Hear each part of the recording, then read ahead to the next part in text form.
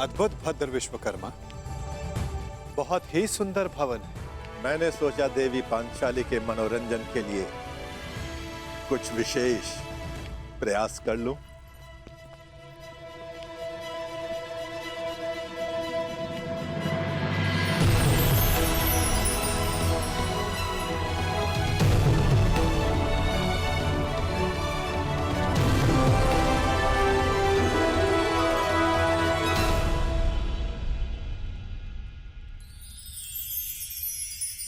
यहां जो जैसा दिखाई दे रहा है वो वैसा कदापि नहीं है।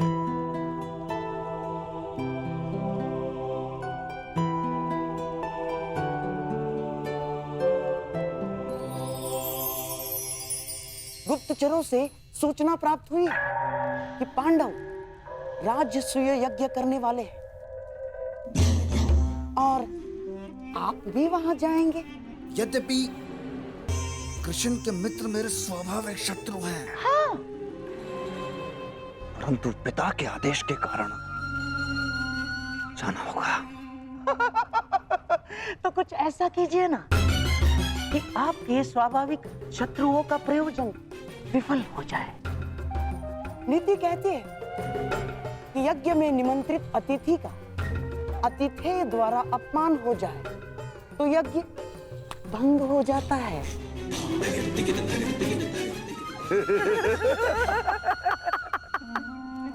शिशुपाल, ये तो अत्यंत सरल कार्य है।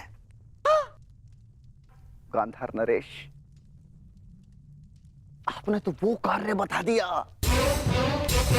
जिसमें मुझे सर्वाधिक आनंद की अनुभूति होती है। अपमान।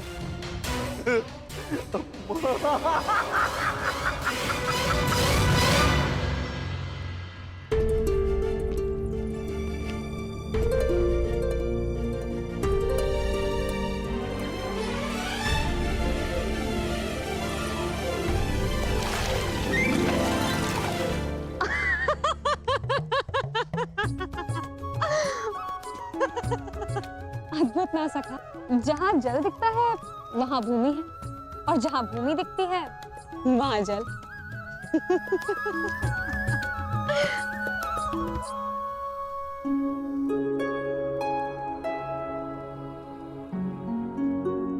सखा,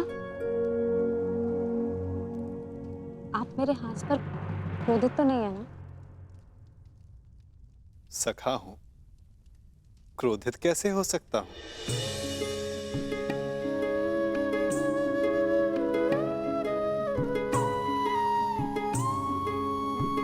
परंतु कदाचित कोई और क्रोधित ना हो जाए। प्रणिपात माता,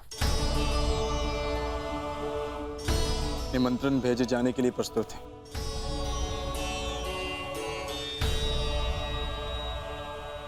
तो पहला निमंत्रण हस्तिनापुर जाएगा।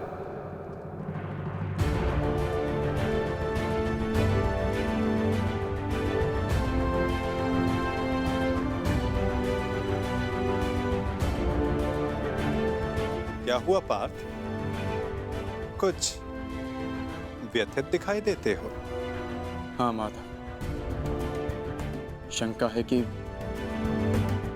क्या दुर्योधन यहाँ आना स्वीकार करेगा? उसे तो हमारी उन्नति तनिक भी नहीं सुहाती,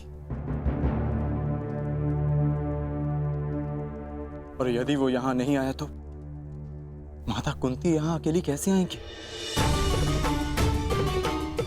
प्रयास करना हमारा कर्म है पार्थ, और ये कर्म बिना परिणाम सोचे करना होगा। कदाचित फल हमारे हित में हो। मैं हस्तिनापुर निमंत्रण स्वयं लेकर जाऊंगा, क्योंकि केवल माता कुंती को नहीं, तुम्हारे कुछ और संबंधियों को भी यहां लेकर आना है।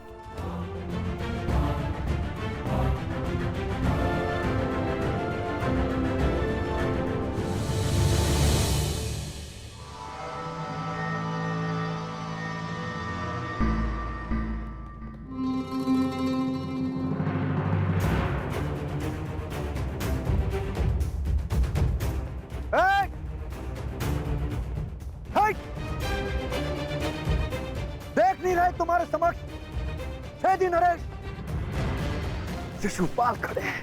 तो छेदी नरेश तुम भी जान लो कि तुम अंगराज कर्ण के सामने खड़े हो।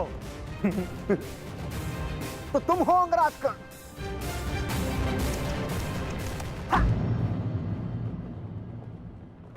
दान में बंजर भूमि क्या मिल गई? स्वयं को राजा समझ बैठा। भूल गए कि सूत का काम रथ की बागडोर संभालना है, राज्य की नहीं।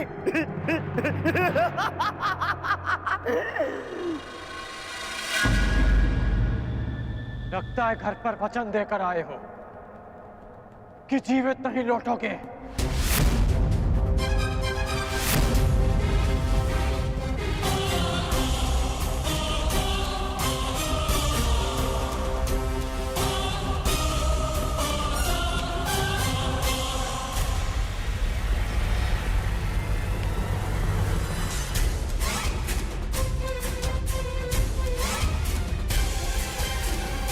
अरे मित्रकर्ण, ये शिशुपाल है, ये मेरे अतिथि हैं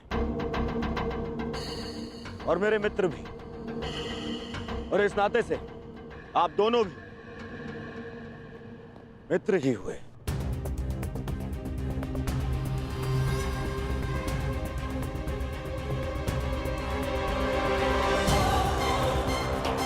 मेरा केवल एक ही मित्र है और वो हो तुम, और तुम्हारे अतिरिक्त किसी को मित्र बनाना होगा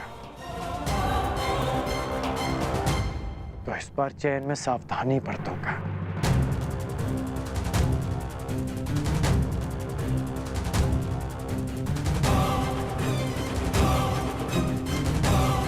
अपने अतिथि को